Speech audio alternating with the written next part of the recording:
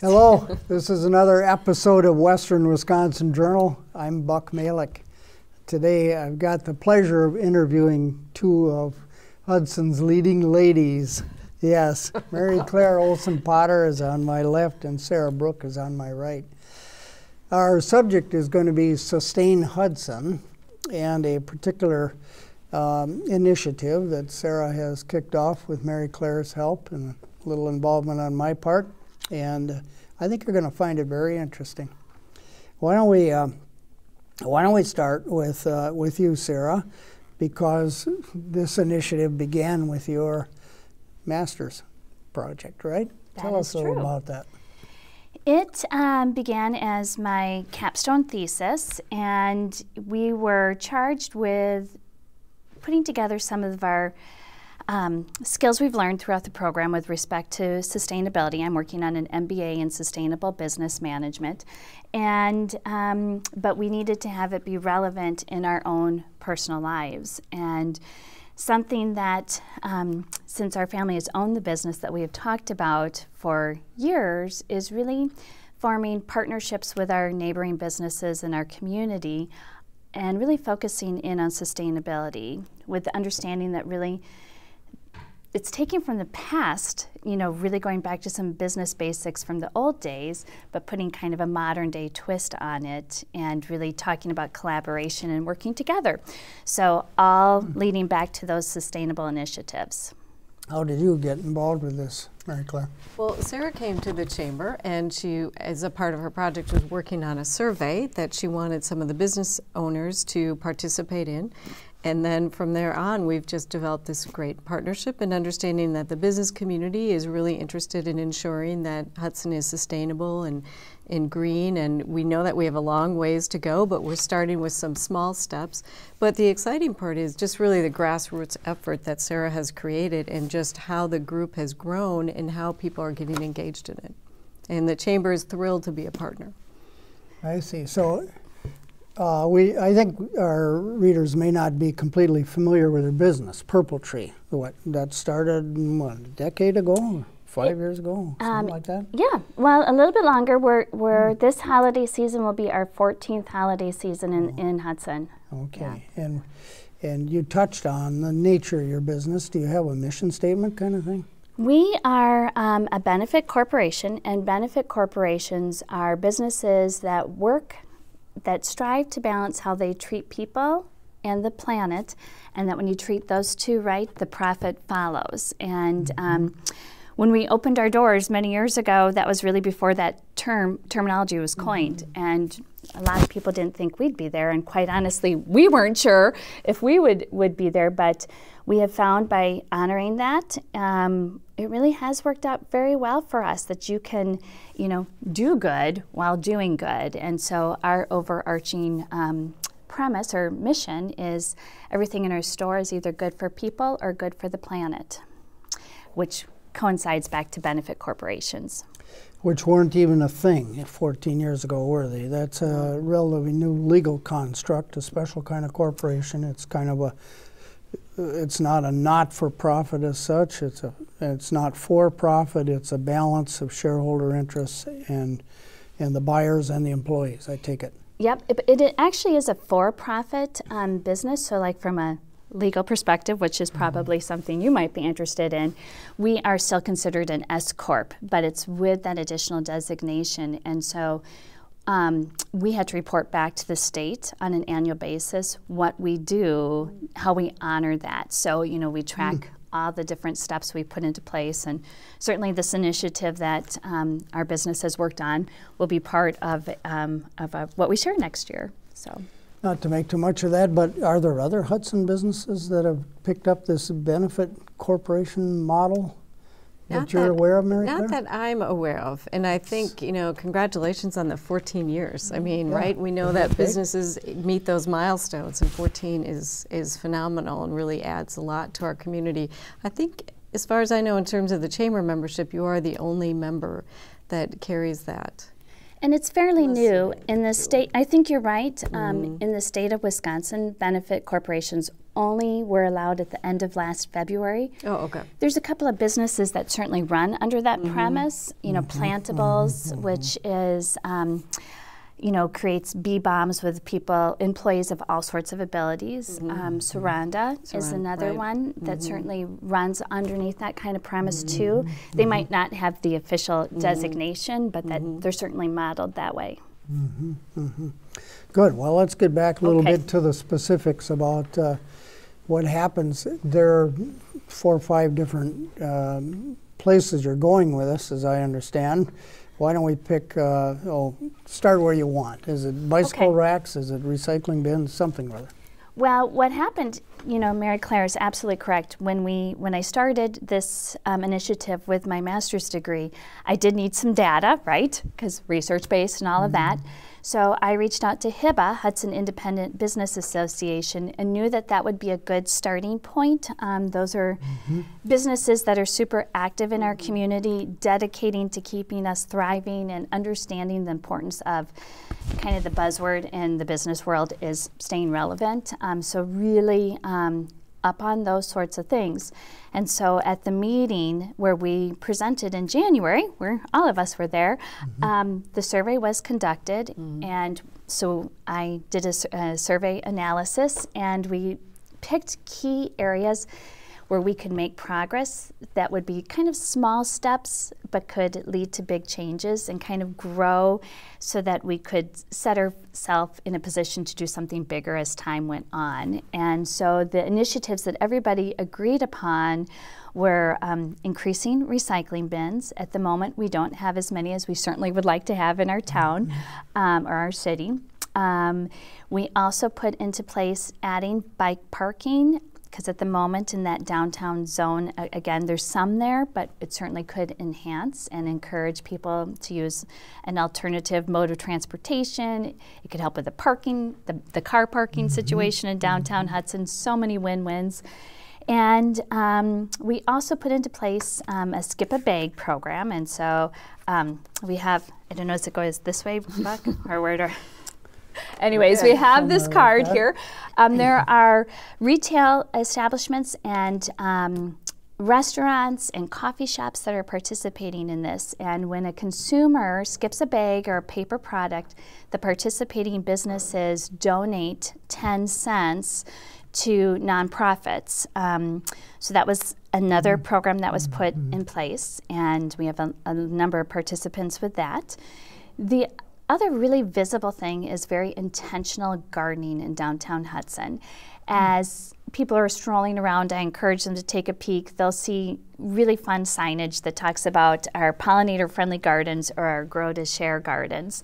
And so the intent is to, of course, increase pollination, or, you know, all of very, very visible and super easy for people to get involved in. Mary Claire, what else am I missing? Well, so we're working in partnership with the City of Hudson to work on the recycling bins. As you had mentioned, there's just 2 of them down in Lakefront Park.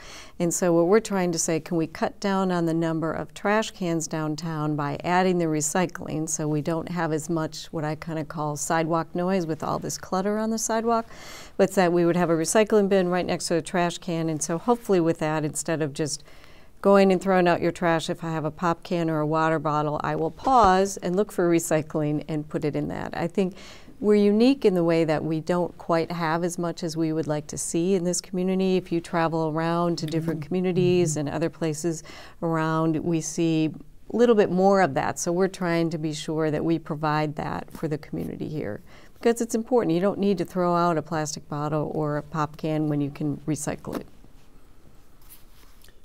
So you're forecasting that if the bins are there, they will be used, huh? That is our hope, especially if they're placed, studies have shown, especially if they're placed right next to a garbage can. And so you only have to make one choice, you know, trash or recycle. And so, so we think that that will cut down on the amount of trash, which in and of itself is very good too. I was at one of your committee meetings this morning, and you were talking about 6 or 8 such bins in the 2nd Street section, somewhere between Wells Fargo Bank, Art Doyle on the north, and what, Seasons on the Croix or Yep. Hop and Seasons Barrel on the Right. south. Yep. So you're imagining them 3 or 4 on each side of the street, I take it? And then continuing with those down in Lakefront Park too, because we know that space gets utilized a lot. Indeed. And so I think the hope is that we're going to start with these 6 to 8 this year, and as the city is kind of renewing contracts, they would definitely like to see it, you know, expanded. Right. And they have intentions of doing that each year. So you're getting support from city elected Oh, and yes. They're the Public Works team, Mike and Debbie, Deb. I mean, totally on board with this. And I think they're appreciating, from the business perspective, helping to drive this for them too. So, I mean, I think it's a great partnership, again, with the city and with the business community on this. They have been incredibly helpful. And I think they're super mindful. One of the things we've talked about as a committee is how in the United States we're actually at a population low since 1917, and that the largest age cohort in there are millennials and Generation Zs, and that those particular populations, when they've been surveyed and research has been conducted, are very much driven by social responsibility. And so this gets back to staying relevant and how important it is for Hudson to distinguish that we are a community that cares. We love our planet. We want to make sure it's here for future generations. And we want to continue growing as a community and understand how important it is that we adapt and meet what the market is looking for. As you propose these ideas to the other businesses in the downtown area, are you having to sell the idea? Are you having to explain to those business owners about the millennials and the Gen X's and stuff like that, or is that something that retailers and business people already know? Well, you know, when we started, It wasn't familiar to me. yeah, okay, I'm a that's lawyer, good. Yeah, and not a retailer. that's well, we like that about you. Everybody needs to know a lawyer, right? Back on topic. So, okay. So is this something that you're having to preach, or Well, are we just kind of playing catch up here? It's been a little bit of both, quite honestly, but I will say this. When we started, we had 11 people that participated and got survey data back. And at last count, we were just at about 30 businesses that have committed in some way, shape, or form. And I do think businesses understand when you talk maybe about surrounding communities and kind of maybe how some of them are struggling a little bit more, and seeing the value in being proactive instead of reactive. And I think the most amazing thing, I had a business kind of pull me aside and say that this is all great, right? These are wonderful initiatives. But probably the most favorite thing that this one business owner shared was that they loved that these businesses were working together, that we're all friendly competition, right? But we all do better when we all do better. So if we work together, you know, it really sets a culture in our downtown, in our business community, that, you know, we love our city. We want it to grow. We want it to thrive. We want it to be the place where people want to come and be because it's so awesome. And I think that's the best, other than all this other stuff, which is so great, this sense of community, you just can't put a price tag on that. You know, it's just I imagine that warms your heart too, doesn't it, Martha? It does. I mean, I think after all, you're busily working with business people to do things cooperatively, yes, right? yes. I mean, I think such a big part of what the Chamber does, it's really all about collaboration and partnerships and working together. And I think, as Sarah said, we're all stronger together as a team than we are as individual businesses.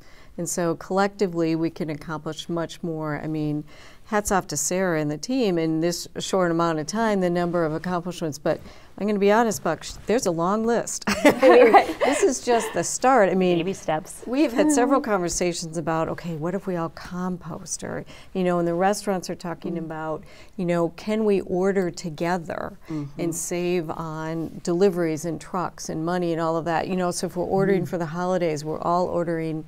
Some people do want bags at holiday time. Right, but for sure. So then can we all order together bags and tissue paper and things like that? And that cuts down on so many other pieces that just makes sense. So it's exciting to me to see where this is going and how it's just taken off.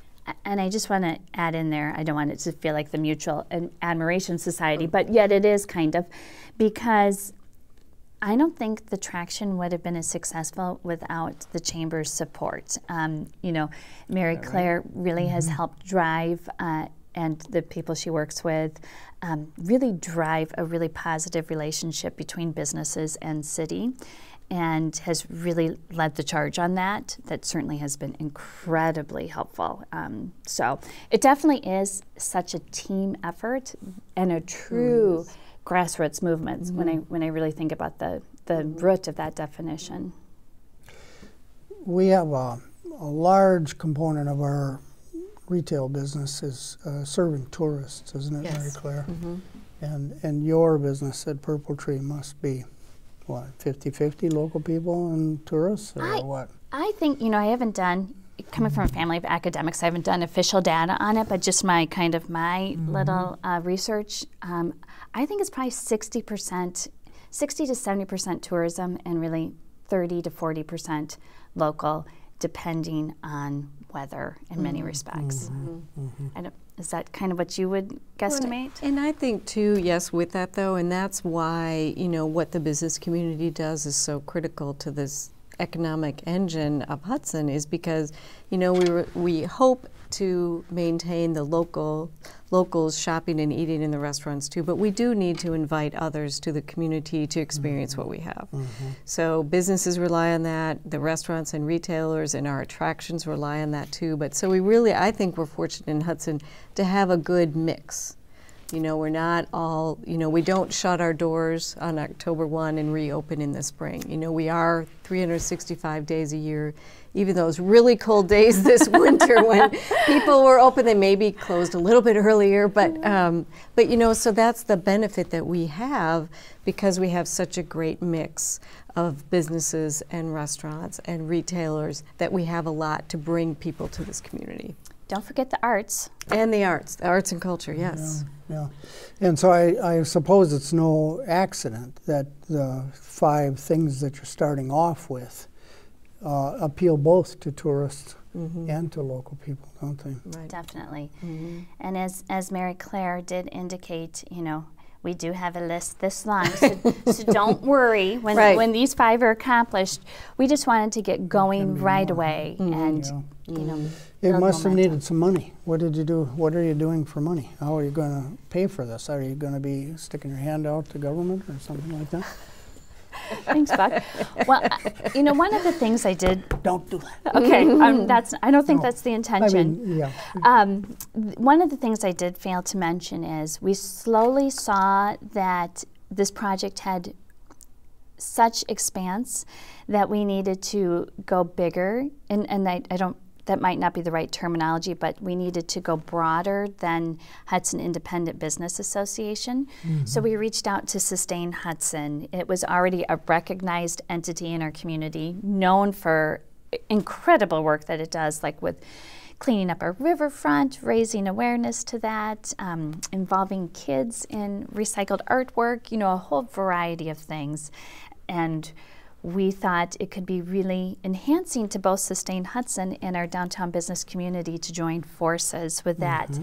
By doing that, it also opened it up so that we could apply for grants. And so this first round of things that we have done, we were able to secure a grant that has helped with a lot of these initiatives.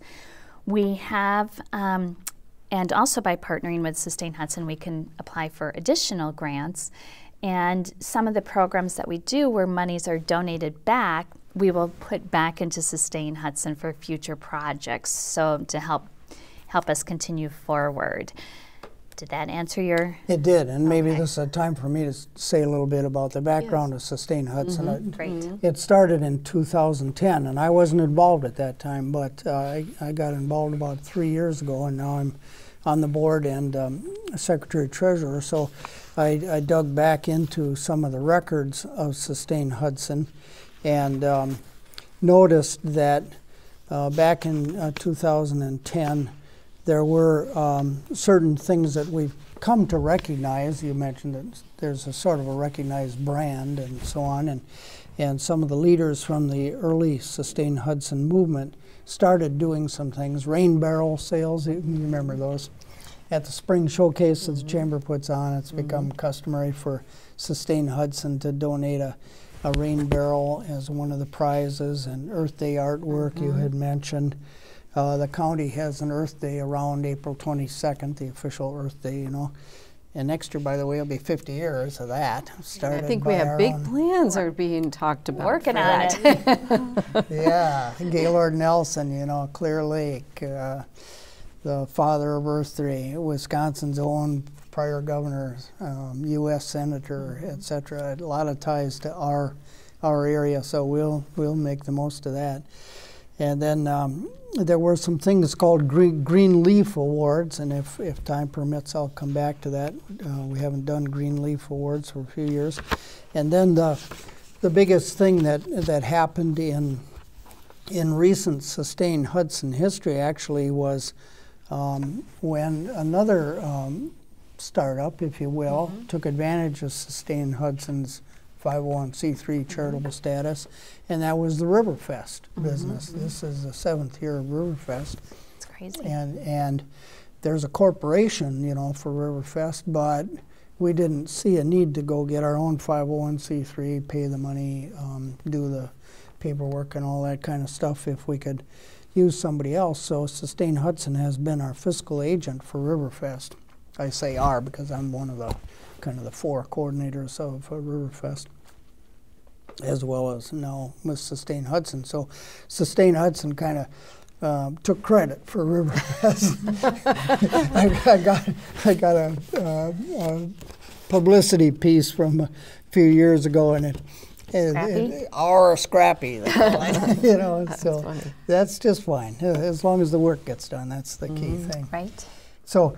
And now it's been, you know, as I say, about 7 years since Riverfest started, and along comes Sarah Brooke and her marvelous vision and finds that it resonates with 10, 15, 20, 30 businesses, and away we go, and Sustain Hudson will take credit for that, too. That's good. No way. That's awesome. The work's getting done. As long as the work gets done.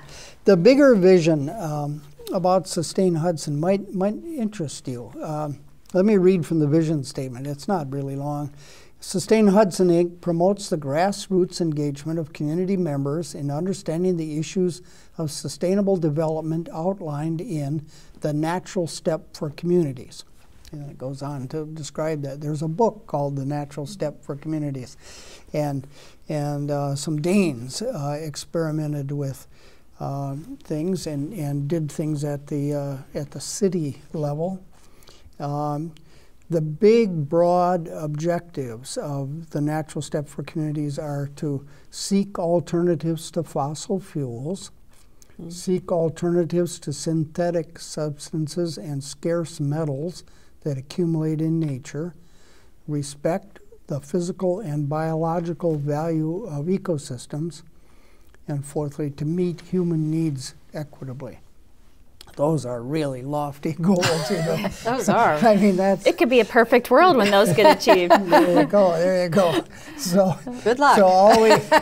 Maybe that's afterlife. Yeah.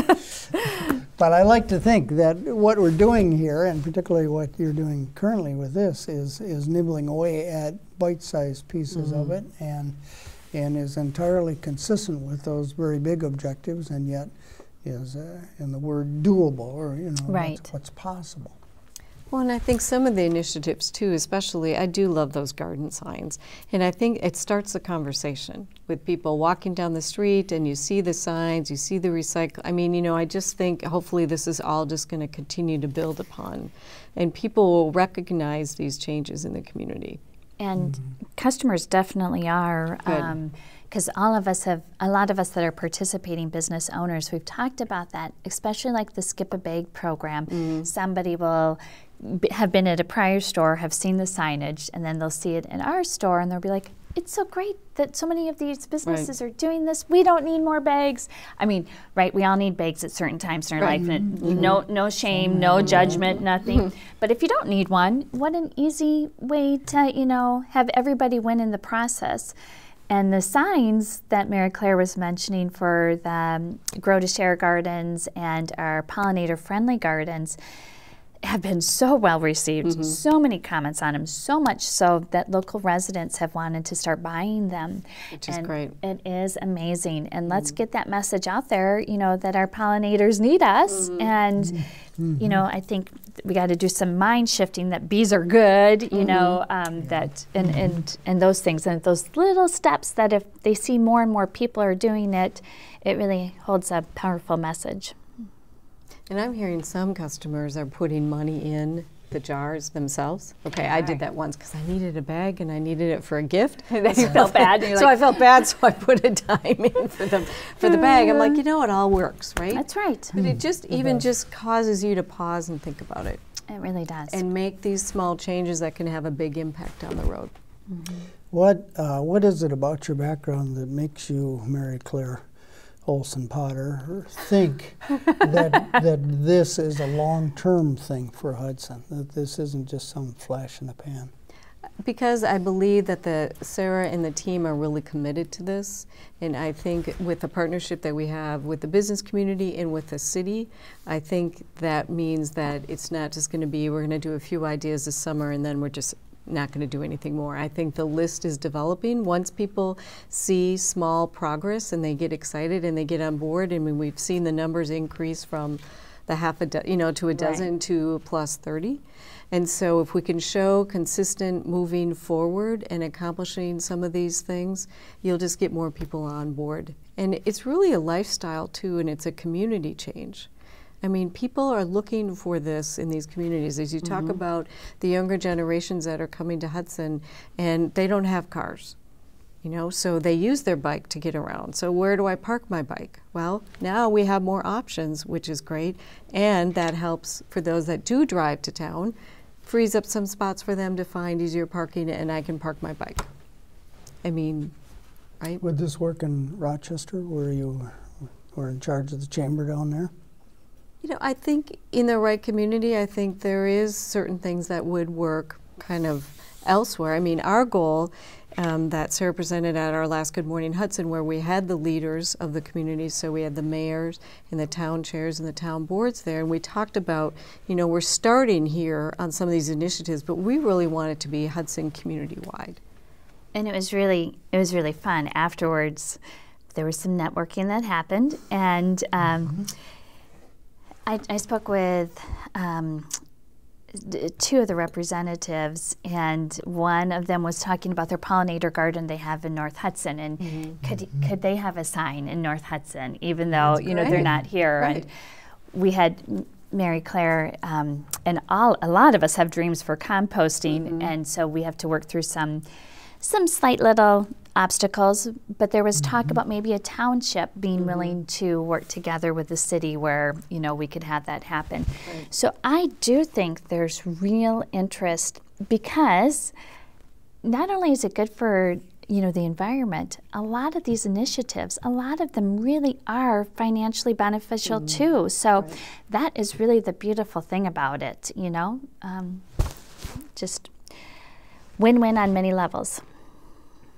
Before we sat down to talk here, you mentioned something that's happening in Minnesota, and it rings a bell with me because I think I've heard of it somewhere before, in which the chamber was involved, I guess, in a way that has to do with the waste from one business becomes a raw material for another business. Is that on the tip of your tongue that you could explain that to our viewers? So it's through the Minnesota State Chamber, though, but they have a whole program where they come in and they work with businesses about how to cut waste.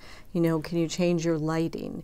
Can you change how your process is in place? Can we do things differently to help save the company money, but also to be smarter with the environment too? So they have a whole state program that they do through the Minnesota State Chamber with their business community. So would certainly love to, you know, re-engage with them again to see, are they doing some things that perhaps we can do here too? And that is on that lofty list of things that we have. Part of it is about education, so providing some some opportunities for people in the community to learn about these things. Right. So that's a good, could be a good tool to bring in and very powerful. Yeah, I happen to think that a lot of it just has to do with education. Just as I've thought for a long time that it's so ironic that, what is it, half of the households in the western two-thirds of the county, or two-thirds of the households in half of the county, commute to the Twin Cities for their work. Anyway, it's a big number. Yes. And many of them commute over there to provide services that Hudson businesses are buying from others over there. If only they could find each other. True. The specialized accountant who does something or other that somebody in Hudson needs. Right. But it's an education problem, or it's an information problem, isn't it? Adam Smith would be really disappointed to know how little information exchange we have to make us efficient. I cut you off. No, I mean, I just think there are those great opportunities. I mean, we have fabulous jobs here in Hudson. And yes, years ago the number was like 65% of the folks would commute to Bloomington, St. Paul, and Minneapolis to work. And so what can we do to draw and keep those folks here and make them aware of the great jobs that we do have here? And part of that is all the part of the community, and it's a quality of life.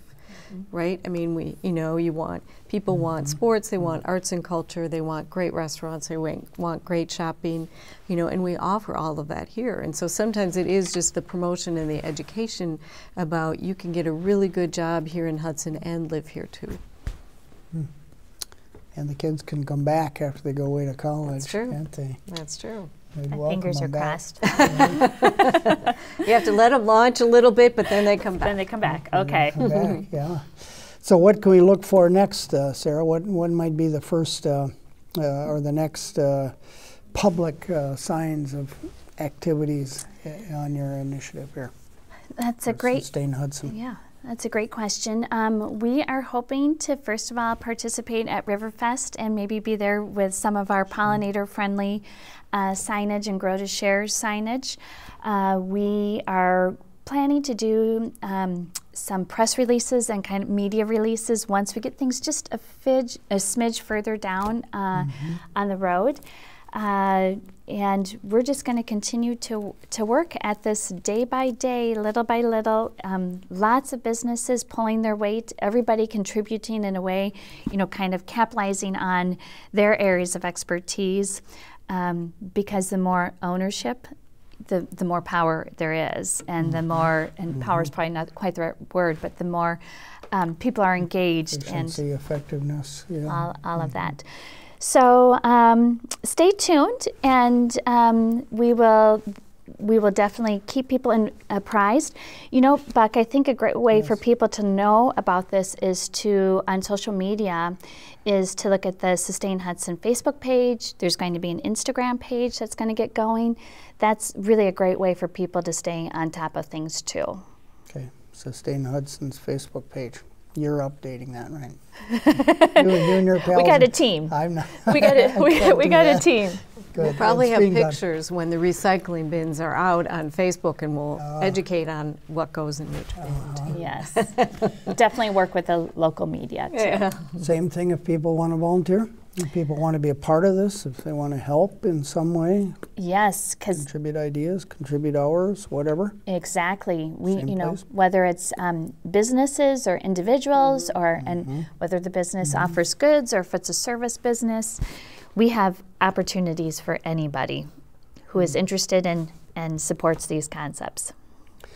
Well, that's great. I do hope, Mary Claire, to roll out something for this Green Leaf Awards yet. Yes, I wrote it down. Did you follow up with Buck? It probably says, right? Yeah. The Village of Shorewood, which is a Milwaukee suburb, has had a Green Leaf Award recognition program for apparently decades. And I printed off the stuff from their website, and my thought was that we would put out the word, probably through the chamber email list, inviting people to self-nominate, to propose projects they think they might like to work on. And the village has this great long list of wonderful ideas, like have an energy assessment completed on your building, reduce paper use by using scrap paper or paper with recycled content. I'm just discourage plastic bag use, install programmable thermostats, use native drought-tolerant plants to minimize need for watering, mowing, and fertilizing, so on and so on. So we probably don't need to invent the whole idea, you know, the whole long list. But we just need to set up a mechanism and then encourage people. Business would be the obvious ones, but churches and other groups certainly could do it too if they see a project that they think they'd like to do and that they'd like to be recognized for their work. And obviously we're willing to recognize people for their work, and then we could just form a committee probably and evaluate people along the framework that's used in Shorewood. So we don't have to invent the wheel. Right. No, no. Which is always good. Right, and we can use, as we talked about, the Chamber's annual meeting as a vehicle for that recognition. Well, it'll be fun. I just need a little time on my desk to All right, well, write something the event's up. not until January, so Got a little bit. we'll give you the summer. Oh, thanks. You're welcome. She's generous. I know. Note to self. Right. Good. Okay, anything else we should say? I feel like there's so much we could have covered. Well, thank you very much for having us today. We really appreciate it and for helping us get the message out there and for what you do in our community to raise awareness on these important issues. And Absolutely. My pleasure. Yeah. All right. Well, that's it. Western Wisconsin Journal, Buck Malick, Mary Claire Olson Potter, and Sarah Brook. Good day.